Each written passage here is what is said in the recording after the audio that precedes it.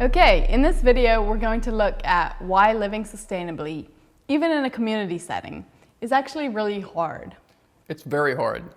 Even with the best of intentions, we are still miles from where we were even less than 100 years ago in terms of consumption and waste. I was listening to this interview recently with a guy who was born, I guess in the 1930s, who said for him and his family, the idea of having trash was a completely foreign concept when he was growing up, in the country, of course. They just didn't throw anything away. Even when they'd occasionally buy a sack of flour or sugar, they'd use the sack to make dresses for the girls in the family. Can you imagine? What, like myself in a flour sack? I don't think so. But it's true that you can't really be a part of modern society without being a part of a wasteful approach to our use of Earth's resources that would have been unimaginable decades ago. And then there's also the question of travel. So for the Bruderhof, we have communities all around the world, and there's a lot of travel back and forth between them, not to mention plenty of travel elsewhere as well. But this, of course, does have a negative impact on the Earth's resources, and it increases greenhouse gas emission. But even if we could, would we want to go back to a world where we're so extremely local with little concept of what different cultures and societies look like?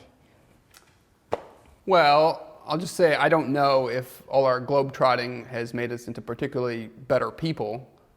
I lived for a year in a village in an underdeveloped country where there were people in their 60s who'd never gone as far as 5 miles down the road.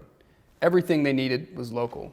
Their local market, their family, their friends, and they were great people to hang out with. But I bet you flew there. I did. Anyhow, one thing's for certain. Probably the thing that makes sustainable living the hardest is the issue of convenience and efficiency.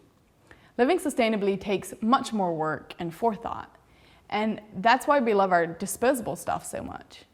It makes life so easy.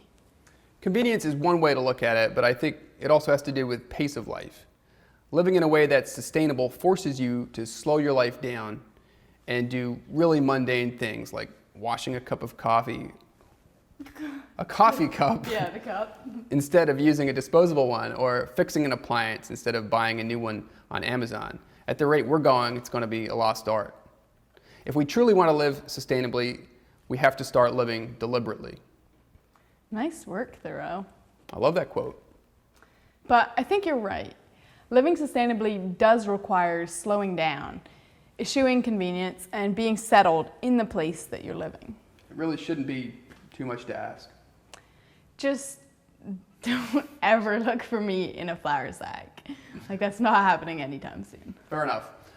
Make sure to like, subscribe, and ring the bell. In our next video, we're going to be talking with someone who's made a big difference to the patch of earth he lives on.